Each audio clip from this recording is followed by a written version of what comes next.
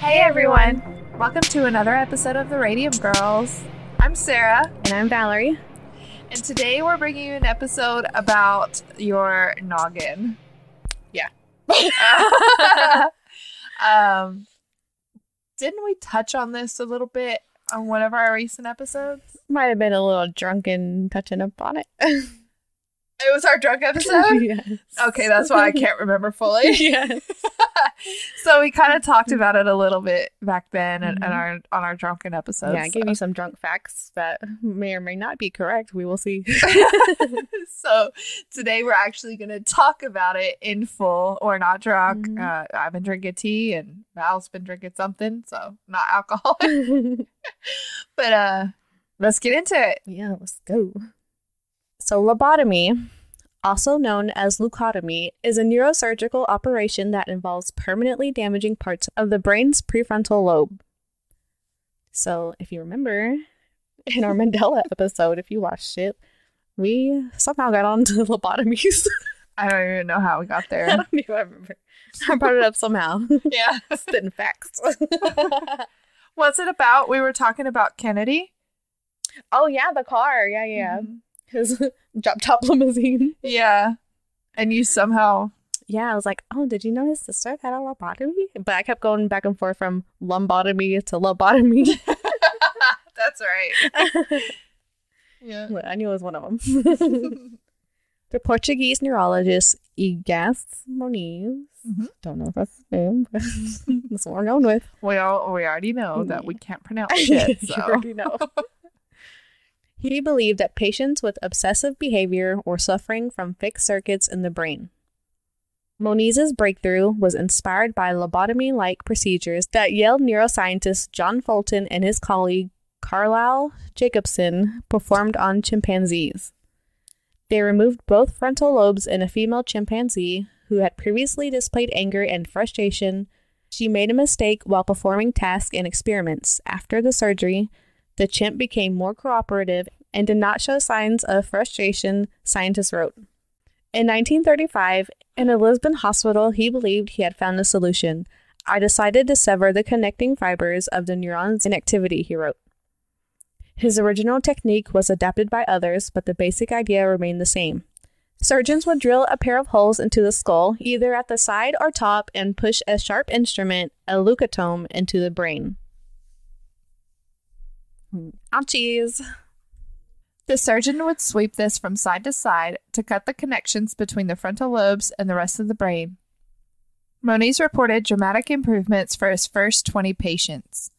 The operation was taken on with enthusiasm by the American neurologist Walter Freeman, who became evangelist for the procedure, performing the first lobotomy in the U.S. in 1936, then spreading it across the globe. From the early 1940s, it began to be seen as a miracle cure in the UK, where surgeons perform proportionately more lobotomies than even in the US. Despite opposition from some doctors, especially psychoanalysts, it became a mainstream part of psychiatry with more than 1,000 operations a year in the UK at its peak. It was used to treat a range of illnesses from schizophrenia to depression and compulsive disorders. Damn. The reason for its popularity was simple. The alternative was worse. When I visited mental hospitals, you saw straitjackets, padded cells, and it was very apparent that some of the patients were, I'm sorry to say, subjected to physical violence, recalls retired neurosurgeon Jason Bryce. The chance of a cure through lobotomy seemed preferable to the life sentence of incarceration in an institution. We hoped it would offer a way out, says Mr. Bryce. We hoped it would help. He believes his former boss performed around 3,000 lobotomies as part of his famously speedy approach to surgery. It was a 5-minute procedure, very quickly done, says Dr. Gold. Says Dr. Gold. 5 minutes? In and out. Wow. That's kind of like Maddox when he got his tubes put in his ear. It took her 5 minutes to do one tube. So, like, that's just crazy. You're messing with the brain. Oh, no, no, no. Mm-mm. No, I feel like you better take your time up there. Yeah. That's crazy. He says the operation would have dramatic benefits for some patients. However, he had increasing doubts about lobotomy, especially for patients with schizophrenia. Psychiatrist Dr. John Pippard followed up several hundred of McKissick's patients. He found that around a third benefited, a third were unaffected, and a third were worse off afterwards. It's not very good Odds. statistics. Yeah. Although he himself had authorized lobotomies, he later turned against the practice. I got increasingly conservative about it because I don't think any of us were really happy about putting in a brain needle and stirring the works, he says. Not a nice thought. It's not. A brain needle? And stirring the works. Jeez. You better not stir anything in my brain. No. Don't even go there. Yeah, I don't know. Mm-hmm. I probably have CTE from headbanging. I probably need a lobotomy.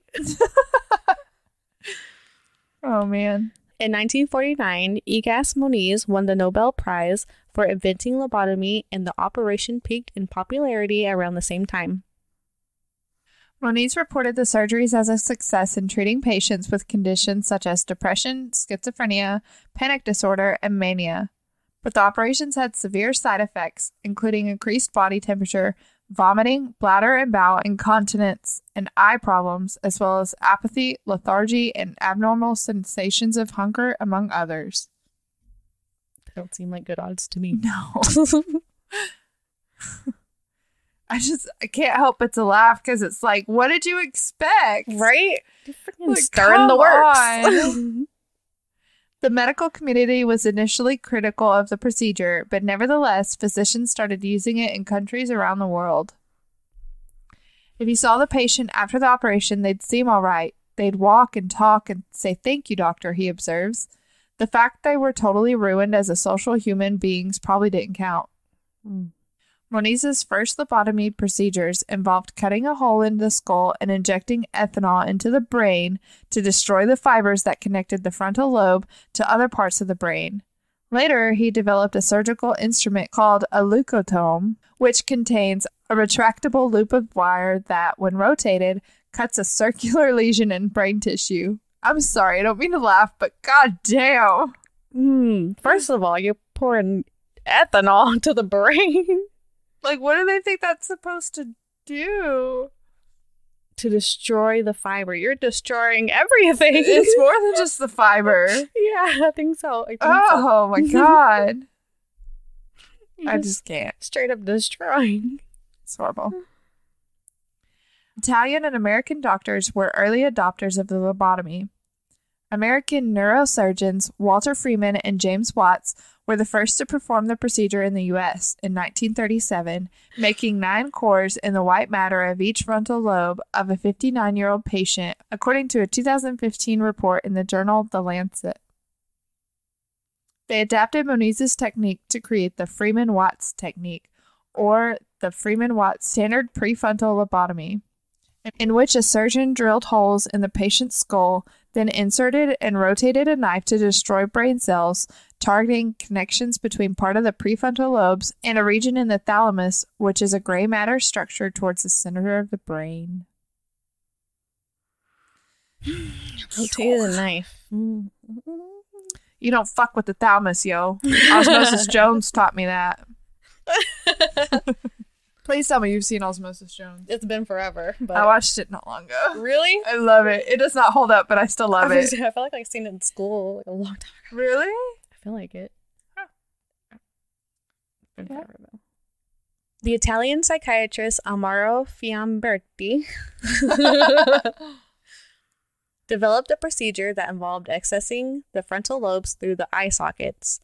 That procedure would inspire Freeman to develop the transorbital lobotomy in 1945, a method that would not require a traditional surgeon or operating room.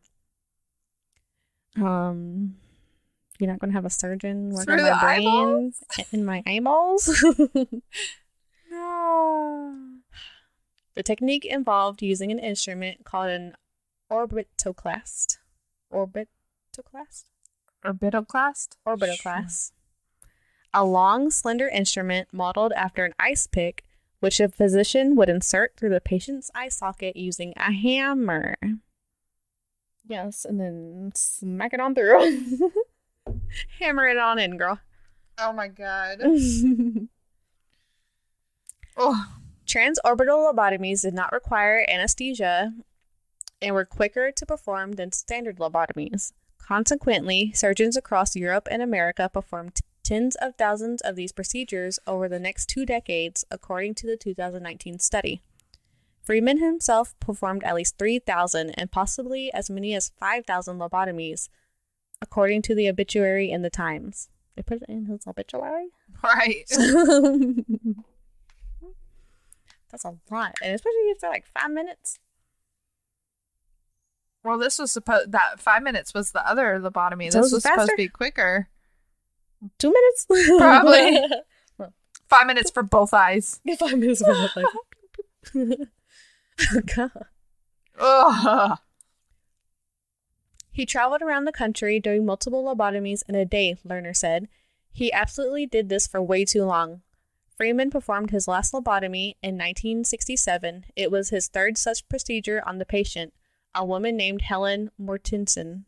She died of a brain hemorrhage soon after, and Freeman was banned from performing surgery.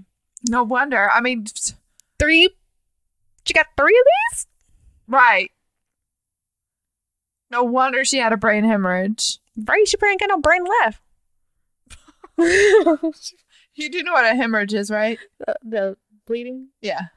But she probably didn't have nothing left. Yeah. Like, you're tapping into the brain, of course. Like, no, I feel so bad for these people that got these. The main long-term side effect was mental dullness, Lerner said. People could no longer live independently, and they lost their personalities, he added. That's sad. That is sad. Like, why would you want to do that to someone? Just not enough study, not enough But I feel like research behind that for you to just start doing it. I feel like if you see all these people in their mental dumbness or whatever they said, dullness, not dumbness. Dullness. Oh, gosh. Mental dullness. Like, I don't know. Why would you want to do that to somebody? I don't know. No. I mean, unless you're Dr. Death. Or the bone doctor. What is it? These are like thousands and thousands. Yeah, that's insane. That's crazy. He like crippled thousands of people. That's crazy. Yep. Sad. Mental institutions played a critical role in the prevalence of lobotomy. At the time, there were hundreds of thousands of mental institutions which were overcrowded and chaotic. By giving unruly patients lobotomies, doctors could maintain control over the institution. Oh, gosh. Just give it. You're not acting right. Come over here. Let me drill a hole in your head. You sassing me? Let's go. You sassing me? You sassing me? I don't have to be a surgeon. Come on. Just 2 taps, 5 minutes. It's all I carry need. it with me. Yeah. Oh my gosh, it's not fun. It's something to laugh about. Funny, but I mean, that's where it's. But we know that Val laughs at the dark shit. So. I mean, I just feel like that's basically what they're saying they did, man. Giving unruly patients lobotomies, like, yeah, that's horrible. It is. Lobotomies declined in popularity in the 1950s as their undesirable side effects became more well known. Criticism of the procedures also grew among medical professionals who said the doctors who performed lobotomies were not neurosurgeons, neglected to report negative outcomes for many of their patients. Mm-hmm. And see, that's why they kept giving them, because they didn't know the negative side effects. Yup. God. It also became apparent that some institutionalized or incapacitated patients were lobotomized without informed consent, and procedures may have been performed on prisoners to address dysfunctional behavior as opposed to mental illness. See what I'm saying? They just carry it in the pocket. Like, you being unruly today?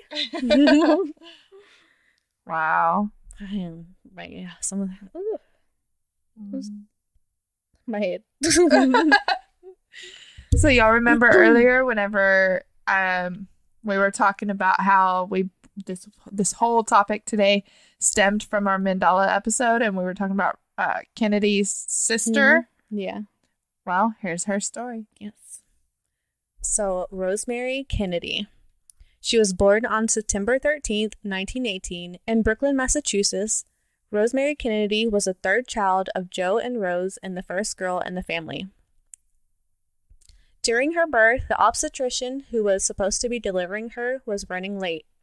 Not wanting to deliver the baby without a doctor present, the nurse reached up into Rose's birth canal and held the baby in place. Yeah. The actions would have serious consequences for Rosemary Kennedy. The lack of oxygen delivered to her brain during her birth caused lasting damage to her brain, resulting in a mental deficiency. Though she looked like the rest of the Kennedys with bright eyes and dark hair, her parents realized that she was different right away. As a child, Rosemary Kennedy was unable to keep up with her siblings, who would often play ball in the yard or run around the neighborhood. Her lack of inclusion often caused her to experience fits, which were later discovered to have been seizures or episodes relating to her mental illness. Aww. Fearing repercussions if her daughter couldn't keep up, Rose pulled Rosemary out of school and instead hired a tutor to teach the girl from home. Eventually, she sent her to boarding school in lieu of institutionalizing her. Okay. At 22, she was becoming increasingly irritable and difficult. She was also reportedly causing trouble for the nuns in the American convent. According to them, Rosemary was caught sneaking out at night to go to bars where she met strange men and went home with them. You go, girl. I was going to say that. She's 22. Yeah. I'm feeling 22. How's it go? I don't even know what you're singing. Taylor Swift. Oh. I don't know. I'm feeling 22. I don't fucking know. At the same time, Joe was grooming his two oldest boys for careers in politics. Because of this, Rose and Joe worried that Rosemary's behavior could create a bad reputation, Okay.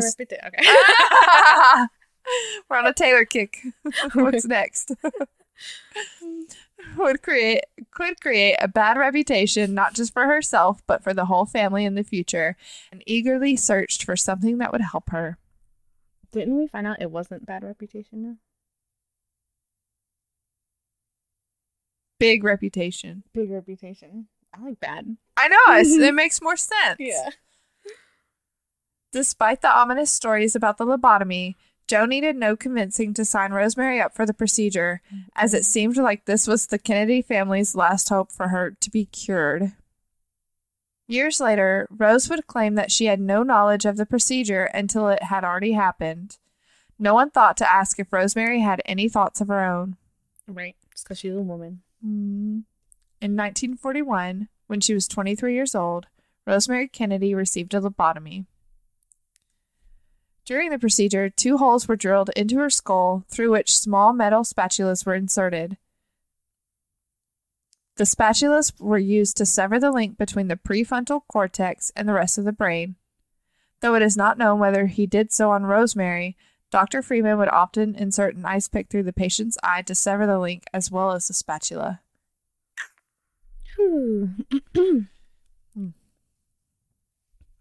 Throughout the entire operation, Rosemary was awake, actively speaking with her doctors and even reciting poems to her nurses. Oh my God.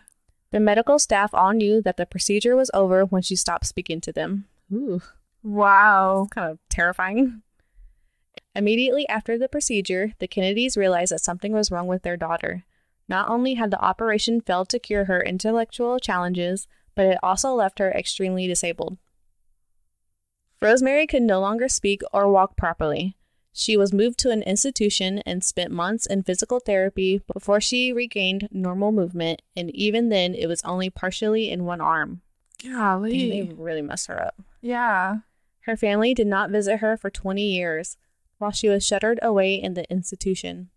It wasn't until after Joe suffered a massive stroke that Rose went to go see her daughter again. In a panicked rage, Rosemary attacked her mother during their reunion, unable to express herself in any other way. I would too. Yeah. At that point, the Kennedy family realized what they had done to Rosemary. They soon began to champion rights for disabled people in America. 20 years. 20 years later, and you just realized what you did to your daughter. They left her alone 20 That's years. so sad. No family. I'm surprised she even recognized her mom. I know. That's so sad. So she was 23 when she got it, so she was like 40 something. Yeah. Holy crap. Meanwhile, your brother goes to be on to be the president. Gosh, right? Damn. That's insane. John F. Kennedy would go on to use his presidency to sign the Maternal and Child Health and Mental Retardation Planning Amendment to the Social Security Act. It was the precursor to the Americans with Disabilities Act, which his brother Ted pushed for during his time as a senator. Eunice Kennedy, John and Rosemary's younger sister, also founded the Special Olympics in 1962. I didn't know that. I didn't know that either. That's cool. Mm-hmm. As reported by the History Channel, Eunice decided that Rosemary was the direct inspiration for the Special Olympics. Still, it's believed that witnessing Rosemary's struggles played a role in Eunice's determination to improve the lives of those with disabilities. After being reunited with her family, Rosemary lived out the rest of her days in St. Coletta's, a residential care facility in Jefferson, Wisconsin, until her death in 2005. She was 86 years old when she passed away. That's crazy. I mean, she lived a long life, but it Yeah. sucks that, most of her life, almost all of her life, was spent disabled, and all because of this one tiny little procedure. Mm-hmm. You don't fuck with the brain, dude. No. And if the freaking nurse wouldn't have held her in the cavity at Yeah, birth. so she already had some Yeah. sort of issues, but Mm-hmm. then she couldn't speak after this. Like, Yeah, God, and it's so only sad. her arm could, like, move. Partially, yeah, even partially. Dang. That's so a sad. sad life. But I mean, I guess some good came out of it with them being in the government. Yeah, the government. The government. Yeah. I mean, yeah, at least they did some good for her. But yeah, Well. that was Rosemary Kennedy. Yeah. And lobotomies. The history of lobotomies. Yeah. Did you know that about the Kennedys? Like the whole family, and you know that Rosemary, that, our president at one point, his sister had a lobotomy? Did you know that? I sure didn't until Val said something. I told you they just stuck a needle in there and started around. They started around. I was a kid. Man. But yeah, there he had. What was it? I don't know. There's two types of lobotomies. The one where they drill holes in the side of the head, and then the one that go through the eye. Yeah. So, which one would you do? Neither. If you had to pick one. Not the question of the day. Just a question for Sarah. If I had to pick one, I think I'd probably have to go with the side of the head, drilling holes in the side of the head. I think I would too. I don't want nothing like, even though it's like not my eyeball, like it's behind your eyeball. I'd be scared that they would make me go blind. Yeah, because I mean, even if like they didn't damage my brain or anything like that, I'd be scared. I don't want to be disabled and blind, which I know being blind is a disability, but like brain disabled. I'd rather just have one, not two. Yeah, just one disability. Yeah, or yeah. Ugh. It's We're looking at a picture of it. It's pretty. I mean, I'm sure y'all probably have seen it. How could you like tell your loved one to do this or whatever, or sign them up for this, or convince them to do this? You ain't coming near my eyeball. For what? Like, what's the result? So you can be calmer? Yeah, they thought it would cure it. They thought, but why do you need that? Huh? I mean, I know they didn't have like all these medicine stuff back then, but like, why? What made them think that specific part of the brain would? No, like, why did they need everybody to have this? Like, why do they need people to calm down? Well, I mean,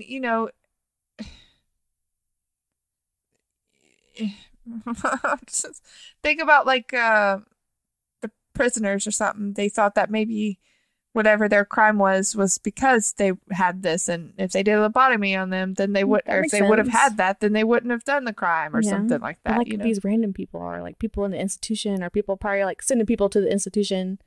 Well, they also said that they were overcrowded and stuff, so they would just randomly just do it to people to help control. That's so messed up. That is so messed up. I mean, it really is. It's just so back in the day. the style back then is like nice, but Yeah, the things they did back in the but day. Yeah. The things they did back in the day. They did a lot of questionable things. I'm glad I was not alive, because I would have been burned at the stake. I would have been like hung and drowned and like all the other torturers. Stabbed in the eyeball. Yeah. Dang. They wouldn't be able to handle us back then. Not at all. No. Yeah. That's crazy. That's crazy. Yeah, you didn't know about lobotomies before then? Like, I knew what they were, but I also didn't know what they were. Like, I don't think I connected what it was to what it's called. Oh, yeah. If that makes sense. Because, like, I hear the word lobotomy, I'm thinking it up the rear end. Ooh. Like a, no. Like a enema or something. Like, I'm thinking something's going up the rear end. Nope, just going in your bottom. Lobotomy. Yeah. Bottom. Lobotomy. That's how my brain works. So, Val, do we have a question for today? We sure do. Cool. It is. Is there actually a present moment if that moment passes in an instant? Loaded question. Is there actually a present moment if that moment passes in an instant? So maybe the present is a moment. And that moment is present.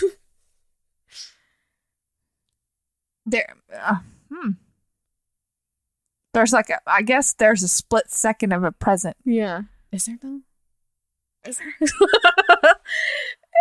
No. Maybe not. Like, is this moment? There's a past and there's a future. Yeah. Is there ever? Or maybe there's just a past.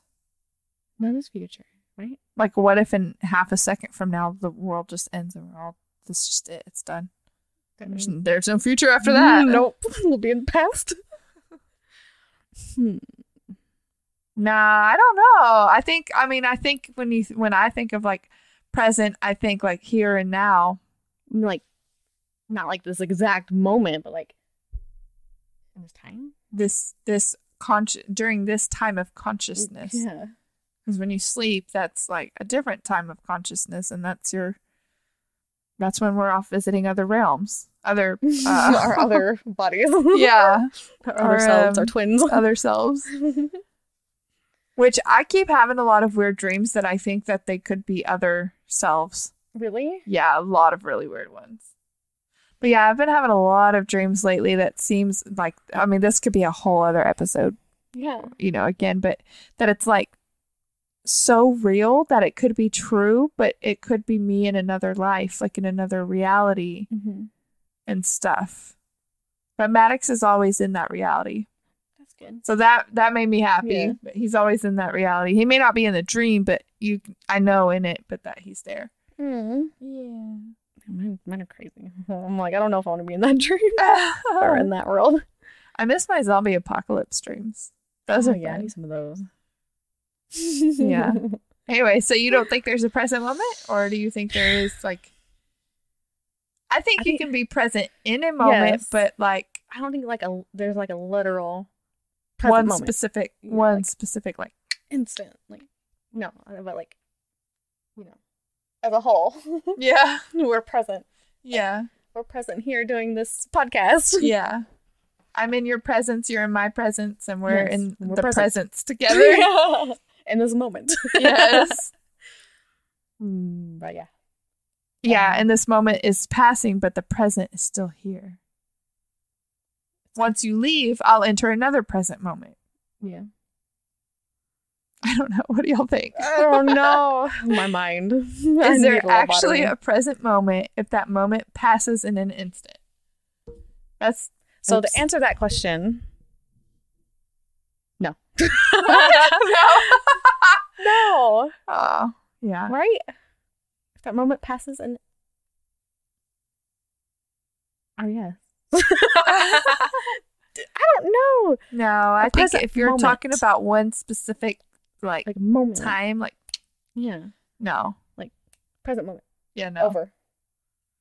Over. Because just as quick as you Over. snap, it's just as fast as it passed. Mm-hmm. Then pass. Our laughs are in the past. Ooh, I don't know. No, I'm going to say no. If we're talking about like a specific piece of time, Yeah. like moment of time, then no. But Yeah. if we're talking about like, Being in the moment. yeah, like being in this moment, this is our present moment. This is our present, our now. Like, what is the definition of present? But what if it passes in an instant? This is messing with my head. See, existing or occurring now Yeah. in a particular place. So if we're talking about, is there such thing? Is there a present moment that if that moment passes in an instant? Yeah, because this moment is still not passing in an instant because we're still having a moment of us recording our podcast. So what is an instant moment? I think it means like a second, like a millisecond. Like a little- You know, like, yeah, like it's gone. It's here and it's gone. Like So the is it speed of actually light. present? So is it present or no? No. I don't know. We can probably going back and forth. Yeah, we could probably debate that one for a while. Yeah. We'll just let it be. What do you guys think? Let us know in the comments down below on our YouTube. Yeah. If you're listening solely to our podcast and not watching us on YouTube, then you can head to our YouTube. You can comment on our Facebook page or you can send us a message on our Facebook page as well. You can find us across all platforms at the Radium Girls Podcast. Make sure you subscribe. Give us all the ratings, 5-star, whatever it is. And thumbs up and Follow us. Share our pages, our podcast, our page, our YouTube, everything. Share it with your friends. We're currently at like 17,000, just over 17,000, not thousand. Oh my God. Oh, I was like, what? We're currently at 1,700 downloads on our podcast. Like, this is outside of YouTube, but just solely our podcast. So we want to thank you guys. Bad. I feel like it was like just yesterday we were at 1,000 and now we're almost at 2,000 again. So Gabby Petito is still our highest. yeah, Gabby Petito is still our highest. She's still getting. Yeah, for a while it was Toy Box Killer, and then we released Gabby Petito, and she just climbed up there. So And she stayed. She's staying. yeah, up there. she's been consistently up there. So Rest in peace, girl. I know. Yeah, I think we're probably gonna do some more stories about like stories like Gabby, but more so, you know, the people lost in the what is it? Oh, 411. Yeah. You want me to give them a little spoiler? I mean, if you want. I wasn't meaning to, but I think that's where that ended up going. So, I don't know if y'all heard of like the missing 411 stories, but it's basically like in big national parks where people go missing and stuff like that, and it's all these stories, and there's some good ones. I don't know. It's just, yeah, we're gonna tell you guys some of those. I listen to a lot of those too, so Yeah, I got some good ones. yeah, so it seems like y'all like those kind of stories. Yeah. Maybe it gets, you know, it helps somebody find someone if somebody's still lost, or you never know. They got a whole book about it, so Yeah. a lot of people go missing.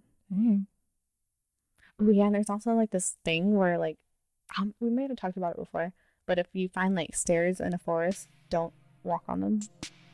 It's like this thing. What? Yeah. If you find like random stairs in a forest, don't walk on them. I need to know why, because I probably would be the person to You go at would. least sit on them. Don't do it. I need to know why. Is it a trap? I think it's something like bad. Some kind of bad something. You'll have to look it up. Yeah, I'm gonna look it up. And if you're curious, you'll have to look it up or wait.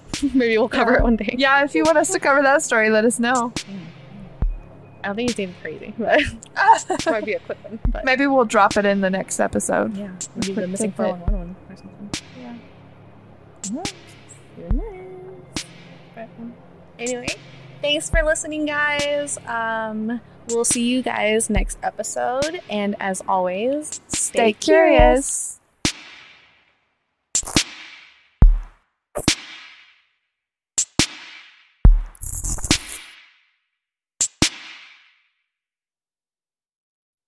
of the nurse would have serious consequences. How do you say it? Consequences? Would have serious consequences. How do you say it? Consequences. Consequences. There you go. Okay.